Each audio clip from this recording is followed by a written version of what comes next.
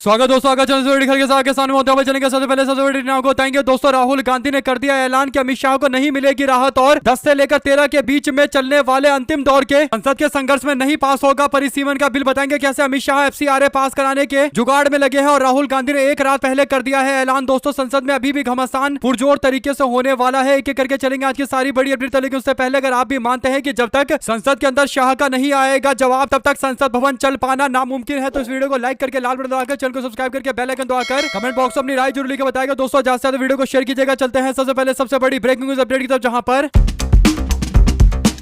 कांग्रेस के नेता राहुल गांधी ने रविवार को प्रधानमंत्री नरेंद्र मोदी और केंद्रीय गृह मंत्री अमित शाह के खिलाफ अपना रुख और कड़ा कर दिया है। दोस्तों, उन्होंने आरोप लगाया कि 20 जुलाई को दिल्ली में विरोध प्रदर्शन के दौरान छात्रों के साथ कथित पुलिस बर्बरता के खिलाफ अमित शाह की जिम्मेदारी तय करने का मुहिम लगातार जारी रहेगा। राहुल गांधी की ओर से 10 तारीख, 11 तारीख, 12 और 13 यानी 4 दिन के कार्यक्रम जो संसद के अंदर होने वाला है दोस्तों, जिसमें आज से लेकर 4 दिनों तक बीजेपी जैसे तैसे FCRA बिल पास कराने की कोशिश करेगी। दोस्तों, तो बीजेपी के लिए जरूरी है कि संसद की कार्रवाई चले और शांतिपूर्ण तरीके सब कुछ चले, लेकिन अमित शाह का जवाब जरूर मांगा जाएगा। राहुल गांधी ने इन शब्दों को स्पष्ट करते हुए कहा कि अब मेरे पास कोई रास्ता नहीं बचा। कल प्रयागराज में एक छात्र ने मुझसे यही बात कही है। कई सालों की मेहनत और घर की जमीन बेची, माँ बाप का कर्ज और फिर भी हाथ कुछ नहीं आया। ये छात्र ने मुझे बताया यह हार उसकी नहीं है, उस व्यवस्था की हार है जिसने उसकी मेहनत का दाम देने से इनकार कर दिया। 13 दिन हो गए, गृह मंत्री अमित शाह के मुंह से एक शब्द नहीं निकला। मोदी जी माफी मांगने की जगह क्षमा बांट रहे हैं। अमित शाह जी, यह मत समझिए कि हम जवाबदेही मांगना बंद कर देंगे। राजधानी की सड़कों पर बच्चों पर लाठियां और पैलेट चले हैं और आपने एक शब्द नहीं बोला है। आज नहीं तो कल इस जुर्म का जवाब तो आपको देना पड़ेगा। छात्र देश की रोशनी है, मैं उनकी पूरी शक्ति के साथ में खड़ा हूं। छात्रों के गूंज कार्यक्रम के बाद राहुल गांधी ने बीते दिन खुले तौर पर यह ऐलान कर दिया। इसका मतलब यह है कि अमित शाह आज जब FCRA बिल पेश करेंगे दोस्तों, तो FCRA बिल तो बाद में पेश होगा, पहले अमित शाह की पेशी होगी संसद भवन के अंदर। उनको जवाब देना पड़ेगा कि आखिर दिल्ली पुलिस को किसने आदेश दिया था देश के छात्रों के ऊपर लाठी डंडे और पैलेट का इस्तेमाल करने के लिए। ऐसे में अगर उनके पास जवाब नहीं हुआ तो फिर हंगामा और प्रचंड होगा, संसद में बवाल देखने को मिलेगा। दोस्तों, तो मामला इतनी जल्दी ठंडा होने वाला नहीं है। अगर आप भी मानते हैं कि अब टाइम आ चुका है जब अमित शाह की जिम्मेदारी 100% तय होनी चाहिए, अमित शाह अब कन्नी काट कर नहीं भाग सकते। समय बीत चुका है जब अमित शाह मामले पर इधर से उधर भाग जाया करते थे, मीडिया वाले डाइवर्ट कर देते थे दोस्तों। लेकिन अब सबको पता है कि जब तक अमित शाह का जवाब नहीं आएगा तब तक हंगामा खड़ा होता रहेगा। और राहुल गांधी के इस ऐलान के बाद यह तय हो चुका है कि आज FCRA बिल पेश भी करेंगे भाजपा वाले, तो बिल पेश होने नहीं दिया जाएगा क्योंकि अमित शाह का इस्तीफा या अमित शाह की माफी जरूरी है। ऐसे में राहुल गांधी का एक दिन पहले इस बात को दोहरा देना साफ संकेत है दोस्तों कि अमित शाह के लिए दिक्कतें और ज्यादा बढ़ने वाली है। और मामला यही नहीं रुका है, बल्कि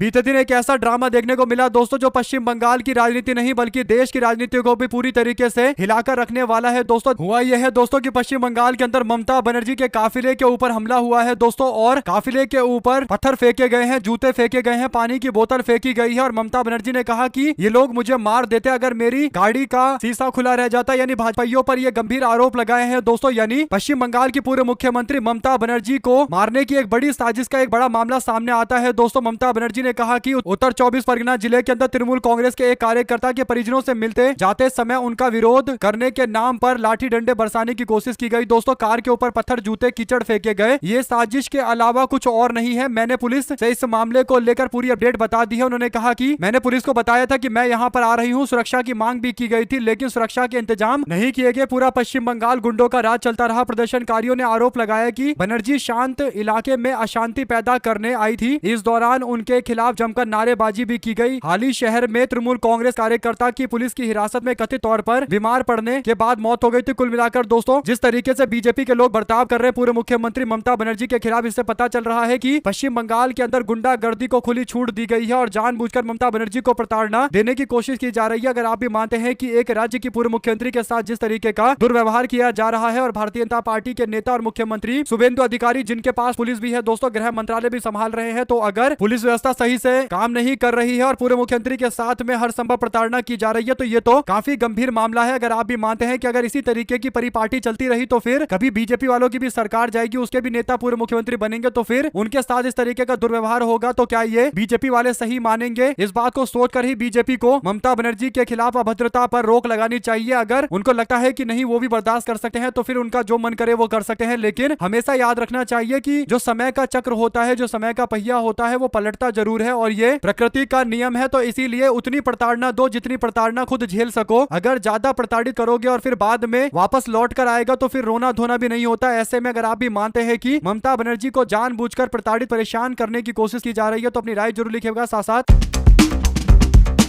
जस्टिस सूर्यकांत का NALSAR यूनिवर्सिटी में छात्रों ने जोरदार तरीके का विरोध किया। दोस्तों ये जो पूरी अपडेट है वो लॉ स्कूल से जुड़ी हुई है, यानी लॉ यूनिवर्सिटी हैदराबाद से जुड़ा हुआ पूरा मामला है। Chief justice of India Suryakant का नालसार यूनिवर्सिटी में छात्रों ने विरोध किया। युवाओं को कॉकरोच बोलने पर देश के चीफ जस्टिस ऑफ इंडिया का विरोध किया गया। युवाओं ने कहा कि हम नहीं चाहते कि चीफ जस्टिस यहाँ पर आए, यानी चीफ जस्टिस सूर्यकांत ने जो युवाओं को लेकर गलत शब्द का इस्तेमाल किया था, इस बात का हम प्रतिकार करते विरोध करते, उनको इन शब्दों का इस्तेमाल नहीं करना चाहिए था। चीफ जस्टिस का विरोध पहली बार किसी बड़े लॉ यूनिवर्सिटी के अंदर हुआ है, तो एक तरीके से मैसेजिंग हो रही है। दोस्तों मैसेज भेजने की कोशिश की जा रही है कि देश के युवाओं को लेकर किसी भी उल्टे शब्द का इस्तेमाल करने से पहले 10 बार सोचना चाहिए, और जब 10 बार सोचेंगे तब जाकर पता चलेगा कि देश के छात्रों को लेकर ऐसे शब्द नहीं बोलने चाहिए। छात्र पहले ही प्रताड़ित है और छात्र कोशिश कर रहे हैं कि अपनी जिंदगी में बेहतर कुछ करें, लेकिन अगर उनको कॉकरोच बोल दिया जाएगा तो उनका मनोबल वैसे ही टूट जाएगा। और कॉकरोच बोलने पर ही तो कॉकरोच जनता पार्टी बनाई गई और इंस्टाग्राम से लेकर सोशल मीडिया पर जोरदार समर्थन मिला। फिर सवाल उठाया गया कि केवल इंस्टाग्राम और सोशल मीडिया इन सब पर ये आंदोलन चल रहा है, वास्तविकता में इसका कोई लेना देना नहीं है। फिर सड़कों पर उतर गए तो धर्मेंद्र प्रधान का इस्तीफा हो गया। ऐसे में अगर आप भी मानते हैं कि जस्टिस सूर्यकांत को यह सुनिश्चित करना चाहिए कि उन्होंने जो बयान दिया, विवादित बयान दिया, उस कारण से बाद में देश के अंदर एक बड़ा आंदोलन भी हुआ, धर्मेंद्र प्रधान का इस्तीफा भी हुआ, तो उनको इस मामले पर एक बार फिर से खुलकर देश के सामने अपनी बात रखनी चाहिए और कहना चाहिए कि वो माफी मांगते हैं। अगर आप भी मानते हैं कि युवाओं की नाराजगी एकदम जायज है तो लिखकर जरूर बताएगा। साथ ही साथ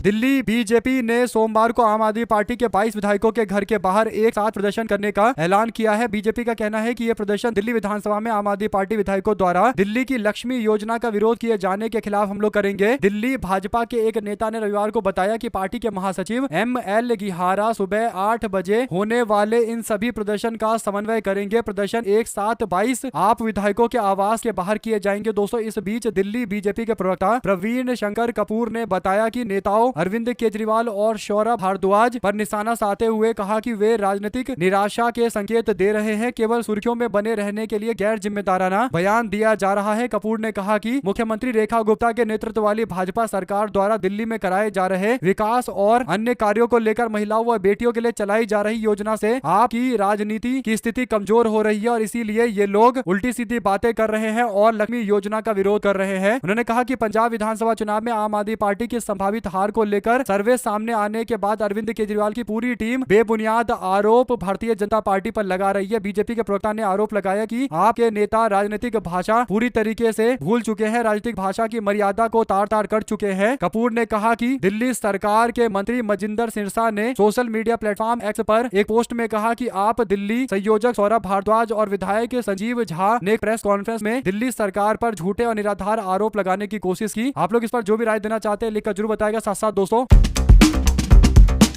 NCP SP working president Supriya Sule ने शनिवार को कहा कि सुनेत्रा पवार के नेतृत्व वाले नेशनलिस्ट कांग्रेस पार्टी यानी एनसीपी पार्टी प्रशांत किशोर के साथ काम करना चाहती है। प्रशांत किशोर के साथ काम करने पर विचार विमर्श चल रहा है। यानी दोस्तों चर्चा इस बात को लेकर चल रही है कि सुनेत्रा पवार की पार्टी और सुप्रिया सुले की पार्टी के बीच में आपस में वापस से गठबंधन हो सकता है, या यूं कहिए कि मर्जर हो सकता है, विलय हो सकता है और दोबारा से पुरानी एनसीपी लौट सकती है। ऐसे में मर्जर किस तरीके से होगा, यानी क्या अच्छा तरीका रहेगा जिससे पुरानी वाली एनसीपी वापस लौट जाए और सबके पास एक पावरफुल तरीका हो अपनी पार्टी को आगे चलाने का। तो प्रशांत किशोर से इस बारे में राय ली जा रही है। दोस्तों तो प्रशांत किशोर ने बांकीपुर चुनाव जीतने के 2 दिनों के बाद ही एनसीपी के नेता सुनेत्रा पवार से मुलाकात की है। दोस्तों इसके बाद दोनों पार्टी यानी दोनों पवार, अजित पवार और शरद पवार की पार्टी के बीच में समन्वय को लेकर, मर्जर को लेकर प्रशांत किशोर राय देंगे, बताएंगे कि किस तरीके से इनको आगे बढ़ना चाहिए। ऐसे में आप लोग इस पर क्या कुछ राय देना चाहते हैं दोस्तों लिखकर जरूर बताएगा। साथ साथ चलते हैं एक और बड़ी अपडेट की तरफ, जहां पर देश भर के अंदर राजनीतिक दलों द्वारा युवाओं को झूठ सच के माध्यम से दिग्भ्रमित करने के प्रयास हो रहे हैं। झारखंड के मुख्यमंत्री हेमंत सोरेन ने कहा कि आज देश भर के अंदर राजनीतिक दलों द्वारा युवाओं को झूठ सच के माध्यम से दिग्भ्रमित करने के प्रयास किए जा रहे। बड़े बड़े विद्वान और पढ़े लिखे लोग भी इसमें लगे हुए हैं। हेमंत सोरेन के द्वारा की गई इन टिप्पणियों पर आपकी जो भी राय हो दोस्तों लिखकर जरूर बताएगा और ज्यादा से ज्यादा वीडियो को शेयर कीजिएगा। चलते हैं एक और बड़ी अपडेट की तरफ, जहां पर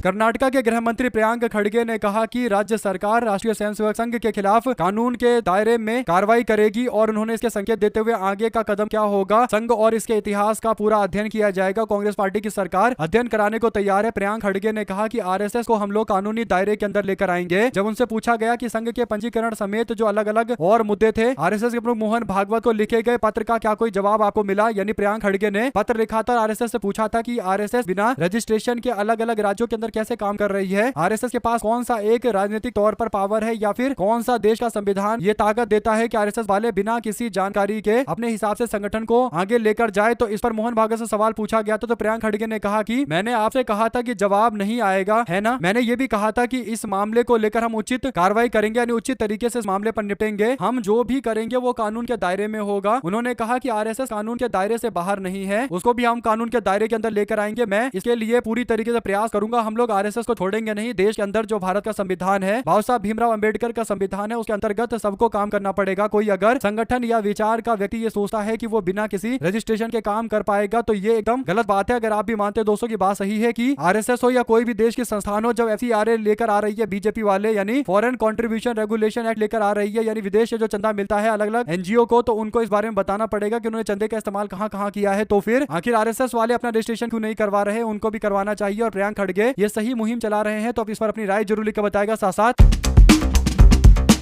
हरियाणा कांग्रेस के प्रभारी संजय दत्त ने सोनीपत में कांग्रेस के नेताओं और कार्यकर्ताओं के साथ बैठक की। दोस्तों बैठक में एसआईआर को लेकर विशेष सतर्कता बरतने का निर्देश दिया गया है। संजय दत्त कांग्रेस पार्टी के जो हरियाणा के प्रभारी है, उन्होंने नेताओं और कार्यकर्ताओं से कहा कि वोटर लिस्ट की लगातार निगरानी की जाए और ये सुनिश्चित किया जाए कि एक भी जो पात्र मतदाता है, यानी जो एलिजिबल मतदाता है, उनका नाम लिस्ट से नहीं हटना चाहिए। एसआईआर को लेकर संजय दत्त लगातार हरियाणा के अलग अलग जिला कांग्रेस कमेटी से बातचीत कर रहे हैं। दोस्तों ऐसा लग रहा है कि हरियाणा के अंदर उन्होंने संगठन की जिम्मेदारी अपने स्तर पर ही संभाल ली है और प्रभारी के तौर पर अच्छा काम कर रहे हैं। ऐसे में जो अन्य बड़े नेता हैं वो प्रभारी को पूरी तरीके से सहयोग कर रहे हैं। तो गुटबाजी पार्टी के अंदर नहीं देखने को मिल रही है, क्योंकि प्रभारी अपने स्तर पर संगठन को मजबूत करने और सबको आगे बढ़ाने का काम कर रहे हैं। तो आप लोग की जो भी राय है लिखकर जरूर बताएगा। दोस्तों चलते हैं एक और बड़ी अपडेट तरफ, जिसमें पंजाब विधानसभा में बीजेपी विधायक और पूर्व प्रदेश के अध्यक्ष अश्विनी शर्मा ने आम आदमी पार्टी पर निशाना साधते हुए कहा कि पंजाब सरकार अपनी हर नाकामी के लिए केंद्र सरकार को जिम्मेदार ठहराती है।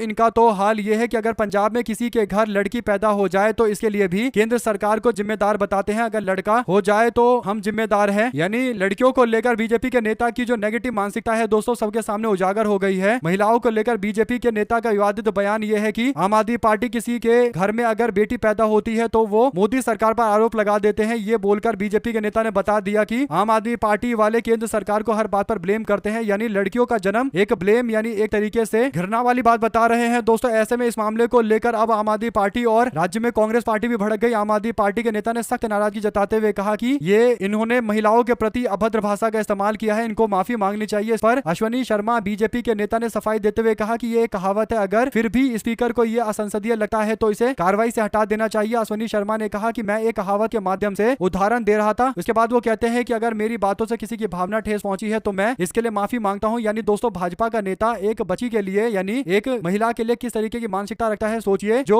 देश के अंदर आम जनता या पूरे देश समाज के अंदर एक बात हमेशा मानी जाती है कि सब लोग बराबर है, चाहे लड़का हो या लड़की हो, लेकिन बीजेपी के नेता लड़कियों को कमतर बताने की कोशिश कर रहे हैं। दोस्तों एक तरीके से आम लड़कियों का ये सीधा सीधा अपमान है। इस पर बीजेपी के नेता को लेकर क्या प्रतिक्रिया होनी चाहिए लोगों की लिखकर जरूर बताएगा। साथ साथ पश्चिम बंगाल के विधानसभा चुनाव में जीत हासिल कर सत्ता में आने के महज 3 महीने के बाद भारतीय जनता पार्टी ने अपना असली रंग दिखाना शुरू कर दिया है। दोस्तों पार्टी के भीतर कुछ नेता और कार्यकर्ता पर भ्रष्टाचार और जबरन वसूली और पार्टी विरोधी गतिविधि में शामिल होने के आरोप लगे हैं। दोस्तों दिलचस्प बात यह है कि जिन आरोपों को बीजेपी लंबे समय से पश्चिम बंगाल की मुख्यमंत्री ममता बनर्जी पर लगा रही थी और ममता बनर्जी की टीएमसी पार्टी के द्वारा इस मामले पर कहीं ना कहीं उदासीन रवैया अपनाने की बातें कर रही थी, उस पर बीजेपी के लोग खुद फंस रहे हैं। दोस्तों भाजपा के लोग टोलबाजी कर रहे हैं, लोगों से पैसा वसूल रहे हैं। ये बीजेपी खुद इस बात को स्वीकार कर रही है। अगर बीजेपी स्वीकार कर रही है तो सोचिए कितने बड़े स्तर पर ये पूरे पश्चिम बंगाल राज्य के अंदर हो रहा होगा और कितना गंभीर मामला है। इस मामले को गंभीरता से लेते हुए बीजेपी दावा कर रही है कि उसने 25 कार्यकर्ताओं को पार्टी से निलंबित किया है। 300 से ज्यादा नेताओं और कार्यकर्ताओं को कारण बताओ नोटिस जारी किया गया है। हालांकि दोस्तों वसूली, भ्रष्टाचार, पार्टी विरोधी गतिविधि, ये जो मामले सामने आ रहे हैं ये बीजेपी के कार्यकर्ताओं से जुड़े हुए हैं। ऐसे में अगर आप भी मानते हैं कि बंगाल के अंदर आज भी दबाकर कटमनी चल रहा है और केवल सत्ता का चेहरा बदलता है, असलियत तो वही है, लोगों से वसूला जा रहा है तो बीजेपी के लोग चाहे कितना भी मना करने की कोशिश करें, अंततोगत्वा सच्चाई यही है। ऐसे में दोस्तों पश्चिम बंगाल के अंदर भारतीय जनता पार्टी के इतने सारे नेता सस्पेंड जो हुए हैं इतने बड़े कांड में, तो इस पर आप लोग अपनी राय जरूर लिखकर बताएगा। अगर आप भी मानते हैं कि बीजेपी के राज्य में भी टोलाबाजी और भ्रष्टाचार चरम पर पहुंच चुका है, केवल झंडे हटाए गए हैं, टीएमसी के लगा बीजेपी का झंडा दिया गया है, वरना वास्तविकता तो वही पुरानी वाली है। आप लोग इस पर अपनी राय जरूर लिखकर बताएगा। चलते हैं एक और बड़ी अपडेट में। भारतीय जनता पार्टी के एक मंत्री हैं दोस्तों, संसदीय कार्य मंत्री किरण रिजिजू, वो कहते हैं कि राहुल गांधी को प्रयागराज की जगह रांची झारखंड जाना चाहिए, छात्रों के न्याय की मांग करनी चाहिए। इस पर लोगों ने कहा कि सोचिए कि मोदी सरकार का जो एक वर्तमान मंत्री है वो राहुल गांधी को बता रहा है कि राहुल गांधी को कहां जाना चाहिए, कहां नहीं जाना चाहिए। इस बात को आप लोग स्वीकार कर लीजिए कि देश के अंदर सारे काम विपक्ष के नेता को ही करना चाहिए, जो सत्ताधारी दल के लोग हैं, जिनके कहने पर एक इशारे पर पूरा का पूरा फोर्स लग जाता है और आम जनता के पैसे कहां खर्च होंगे ये भी यही लोग तय करते हैं। जब सब कुछ मंत्री ही तय करता है तो राहुल गांधी से क्यों बोल रहे कहां जाना चाहिए कहां नहीं जाना चाहिए। यानी इतने साल तक सत्ता में रहने के बावजूद मोदी सरकार का मंत्री नेता विपक्ष से बोलता है कि उनको कहां जाना चाहिए कहां नहीं जाना चाहिए। अगर आप भी मानते हैं दोस्तों कि नेता विपक्ष राहुल गांधी अगर देश के प्रधानमंत्री बन जाए तो बीजेपी की जितनी भी उम्मीदें हैं उसको पूरा कर सकते हैं, लेकिन घूम फिर कर बात यही है दोस्तों की आलोचना राहुल गांधी की करते हैं कि कहां जा रहे नहीं जा रहे हैं। ऐसे में अगर आप भी मानते हैं कि बीजेपी वाले राहुल गांधी को प्रधानमंत्री मान चुके हैं, इसीलिए उनसे उम्मीद करते हैं कि भाजपा के कहने पर राहुल गांधी को कहां जाना चाहिए कहां नहीं जाना चाहिए ये तय होगा। तो इस पर आप लोग जो भी राय देना चाहते हैं लिखकर जरूर बताएगा दोस्तों। चलते हैं एक और बड़ी अपडेट की तरफ, जहां पर विश्व आदिवासी दिवस के अवसर पर रविवार 9 अगस्त को दौसा के नांगल प्यारीवास स्थित मीणा हाईकोर्ट में भव्य कार्यक्रम आयोजित किया गया दोस्तों। समारोह में आदिवासी समाज के महिला और पुरुष बड़ी संख्या में पहुंचे। कार्यक्रम स्थल पर लोग लगातार पहुंचे तो भारी भीड़ जुट गई, लाखों लोग इसमें मौजूद रहे दोस्तों। मीणा हाईकोर्ट परिसर के तरफ चारों तरफ भीड़ ही भीड़ दिखाई दी। कार्यक्रम में मंत्री यानी बीजेपी के मंत्री किरोड़ी लाल मीणा और महवा क्षेत्र से जुड़े मीणा समाज के लोग बड़ी संख्या में पहुंचे। मीणा हाईकोर्ट पहुंचने पर किरोड़ी लाल मीणा ने समाज के लोगों के गर्मजोशी को लेकर उत्साह दिखाया दोस्तों। इस दौरान उनके अभिनंदन में उनकी पत्नी ने डांस कर अपनी प्रस्तुति दी। इस पल में कार्यक्रम में मौजूद लोगों का ध्यान अपनी ओर खींचा और माहौल में तालियां दिखाई दी दोस्तों, बजने लगी। कोटा में ओम बिरला के कार्यक्रम में भी शामिल हुए। तो ऐसे में भारतीय जनता पार्टी के नेता किरोड़ी लाल मीणा बीजेपी के पक्ष में माहौल बनाने के लिए इस तरीके से मीणा समाज की रैलियां कर रहे हैं दोस्तों, लेकिन कितना समाज को एकजुट कर पाएंगे ये एक बहुत बड़ा सवाल है, क्योंकि किरोड़ी लाल मीणा को भारतीय जनता पार्टी में वो सम्मान नहीं मिला जिसके वो हकदार थे और मीणा समाज के एक बड़े नेता है। ऐसे में दोस्तों क्या किरोड़ी लाल मीणा अपनी नए रास्ते बनाने की ओर विचार कर सकते हैं। साथ साथ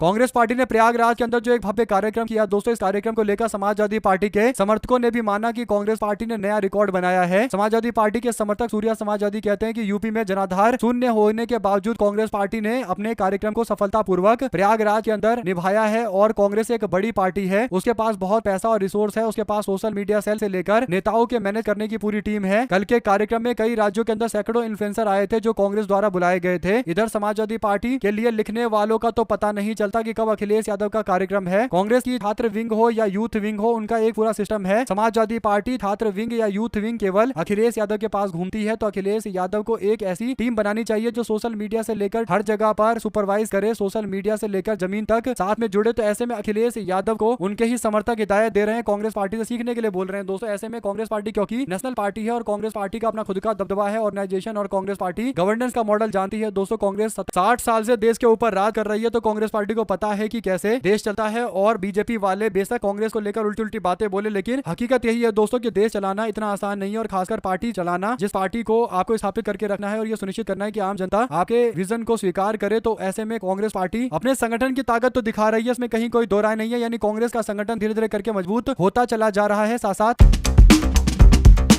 कांग्रेस का दुर्भाग्य देखिए, इस तरीके से लोगों ने कहा। और एक पोस्ट लिखते हुए दोस्तों मिस्टर डेमोक्रेटिक की तरफ से कहा गया कि कई हफ्ते बीत गए, कांग्रेस पार्टी हाईकमांड ने चरणजीत सिंह चन्नी को पंजाब चुनाव के लिए कांग्रेस पार्टी का प्रचार प्रसार की जिम्मेदारी सौंपी है। हफ्ते बीतने के बावजूद चन्नी घर पर बैठे रहे, ना प्रचार की रणनीति सामने आई, ना कोई कार्यक्रम किया गया। उल्टा चन्नी के पार्टी छोड़ने की अटकलें चल रही है। चन्नी अपने समर्थकों को इकट्ठा करके मैसेज देते रहते हैं कि पार्टी के प्रभारी भूपेश बघेल ने खुद एक खेमा चुन लिया है, उनको चन्नी से कोई मतलब नहीं है। इसमें कोई संदेह नहीं है कि चन्नी पंजाब कांग्रेस के सबसे लोकप्रिय है, लेकिन उन्हें कैंपेन कमेटी का अध्यक्ष बनाया गया तो उनको जिम्मेदारी संभालनी चाहिए और यह सुनिश्चित करना चाहिए कि कांग्रेस पार्टी की सरकार बनेगी। अगर कांग्रेस की सरकार बन गई तो फिर मुख्यमंत्री कौन बनेगा बाद में तय किया जा सकता है, लेकिन जरूरी है कि पार्टी की सरकार बने। और अगर इसी में अड़ंगा लगाने की कोशिश की जाएगी तो फिर पार्टी हाईकमान के पास कोई दूसरा विकल्प बचेगा नहीं, उनको फिर कार्रवाई करनी पड़ेगी। साथ साथ दोस्तों न्याय की मांग को लेकर लोग सड़कों पर उतर रहे हैं। राहुल गांधी ने युवाओं को एक विश्वास दिया है कि वो अपनी लड़ाई लड़ सकते हैं, मजबूती के साथ लड़ सकते हैं, और अगर अपनी लड़ाई को मजबूत करेंगे तो उनकी सारी मांगे मानी जाएगी। की ये जो बड़ी अपडेट सामने आई है दोस्तों, ये भुवनेश्वर उड़ीसा से जुड़ी हुई है, जहां पर इंडियन यूथ कांग्रेस ने राहुल गांधी के मांगों को लेकर और अमित शाह के खिलाफ कार्रवाई की मांग को लेकर जोरदार तरीके का प्रदर्शन किया दोस्तों। और आप लोग किस पर जो प्रतिक्रिया है लिखकर जरूर बताइएगा। अगर आप भी मानते हैं कि युवाओं को लेकर राहुल गांधी ने एक भरोसा तो दिया है कि युवा अपने घर से बाहर निकलकर प्रदर्शन कर सकते हैं, देश के अंदर एक लोकतांत्रिक व्यवस्था है और अगर युवाओं के ऊपर कोई एक्शन लिया जाता है तो उसका जवाब पूरी तरीके से दिया जाएगा। साथ साथ दोस्तों ईडी डायरेक्टर राहुल नवीन का कार्यकाल 1 साल के लिए बढ़ाया गया है। केंद्र सरकार ने जारी कर दिया है आदेश, यानी ईडी के डायरेक्टर का कार्यकाल लगातार बढ़ाया जाना भी अपने आप में एक सवाल है दोस्तों। अगर कोई डायरेक्टर अपना समय पूरा कर चुका है तो उनको पोस्ट से हटाना चाहिए, लेकिन नया डायरेक्टर चुनने की बात आ जाती है तो किसको चुना जाए इस बात को लेकर विस्तृत चर्चा की जाती है दोस्तों। अगर आप भी मानते हैं कि इस मामले को लेकर सवाल तो गहराता ही है, इसमें कहीं कोई दो राय है नहीं। हमारे साथ लगातार जुड़े दोस्तों का बहुत बहुत धन्यवाद। आप लोग देख रहे थे आपका चैनल जय हिंद जय भारत। ज्यादा से ज्यादा वीडियो को शेयर कीजिएगा।